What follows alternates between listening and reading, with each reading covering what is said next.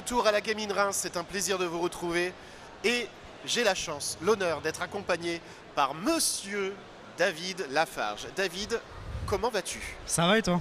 Très bien, très bien. C'est un plaisir, merci de m'accueillir, vraiment. Bienvenue à Reims, bienvenue pour cette seconde édition du Gaming Reims. J'espère que tout se passe pour le mieux.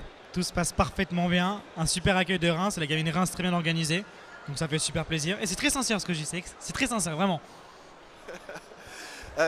On en discutait un petit peu.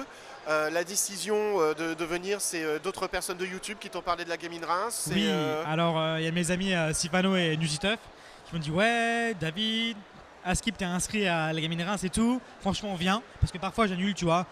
J'ai des mauvais échos, etc. Tu vois. Et ils m'ont dit ouais, Gaming Reims c'est bien, la bouffe elle est bonne, les gens ils sont gentils. Il y a du champagne. Il y a du champagne en plus, on en champagne Erding. Oh, waouh. Et donc du coup voilà, me voilà ici, je suis super content, pas déçu du tout. Donc là tu étais en séance de dédicace il y a quelques minutes encore. Oui. Tu vas être également sur la main stage pour une conférence ou pas? J'en ai strictement aucune idée. J'ai fait une scène ce matin. Oui, donc c'était en conférence en voilà, effet. Exactement. Je sais pas si j'en ai une demain, peut-être demain. Eh bien, ça, je pense que beaucoup de monde seront heureux de t'y retrouver. Actuellement, ton actualité, parce que ta chaîne YouTube existe quand même depuis pas mal de temps. 5 ans, ouais. 5 ans déjà. Ça a commencé avec des découvertes de cartes Pokémon, si ma mémoire est bonne. Exactement. Puis d'autres choses se sont greffées. Alors en fait, j'ai commencé YouTube par pur hasard. Ce qu'il faut savoir, l'histoire officielle, c'est un soir, mon père n'a pas voulu changer de chaîne de télé. J'ai pris mon iPad et j'ai créé une chaîne qui s'appelait David Lafarge, mon nom et mon prénom, qui était une très grosse erreur d'ailleurs. Et ça m'est resté, j'ai jamais arrêté. Et donc du coup, j'ai commencé avec les ouvertures de cartes Pokémon. Je faisais toute l'actu Pokémon, j'ai rencontré mon ex-copine sur internet et on s'est mis à faire des vidéos tous les deux. Et ça a cartonné comme ça. Et puis maintenant, je fais un peu de tout, des vlogs, des cartes Pokémon, Yu-Gi-Oh! Voilà, plein de petites choses comme ça, Fortnite.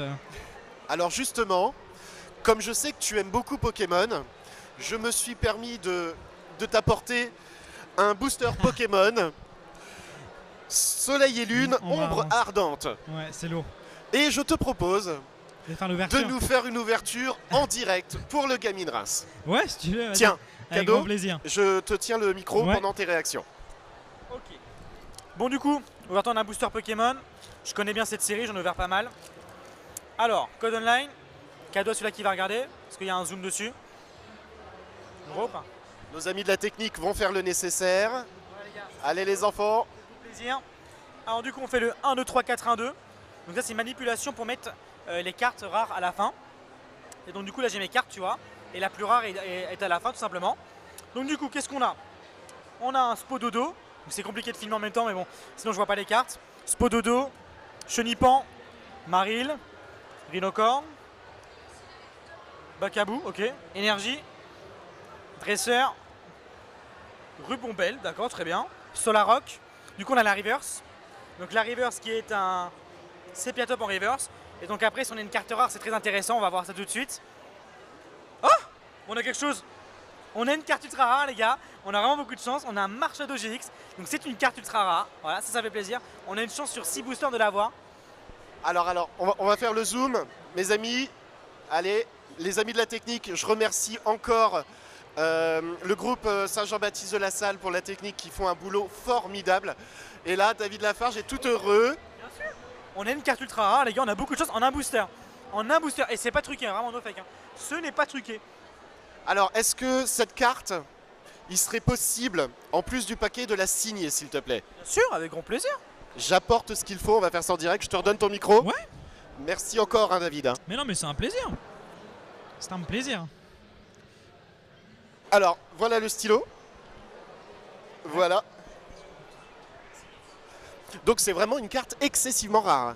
Ouais, c'est une carte rare. Celle-ci, elle vaut 30 € d'ailleurs. Et elle tombe une fois tous les 6-7 paquets. Et ouais, c'est plutôt rare. À croire que j'ai eu de la chance en allant la prendre ce matin. En vrai, hein. Non mais c'est vrai, t'as eu beaucoup de chance. Hein. No fake, hein. Non mais c'est vrai en plus, c'est ça le pire. J'espère ne pas te rendre jaloux. Bon, ça va, on va s'arranger après. Hein. Il y a toujours des possibilités de s'arranger. En tout cas, merci d'avoir joué le jeu, cool. David. Très bonne expérience. Alors là c'était vraiment le petit moment détente. Oui. Parce qu'après, il n'y a plus de détente, c'est ça? Si, bien sûr, on reste toujours détendu au Gaming Reims. Là, ton actualité en ce moment, ça va être principalement quoi, s'il te plaît? Moi, je fais du Fortnite en ce moment. Je fais du Fortnite et je reprends petit à petit les cartes Pokémon. Petit à petit, d'accord? Petit à petit, mais surtout Fortnite. Je charbonne 6 heures par jour et j'essaie de devenir un très très bon joueur pour après streamer, faire des lives et faire du contenu intéressant là-dessus. Parce que Fortnite, c'est vraiment l'actu. C'est là où il y a le plus de gens, le plus d'argent, le plus de tout ce que tu veux. Et moi, j'aime bien parce que je l'ai découvert il y a un mois le jeu et je kiffe. Voilà, tout simplement. Formidable. Ah, et puis maintenant, je suis à la télé aussi. Tu as fait d'autres conventions, j'imagine. Est-ce que tu aurais une anecdote à nous raconter? Quelque chose de farfelu ou d'extraordinaire qui te serait arrivé en convention? Ou quelque chose peut-être de totalement imprévu?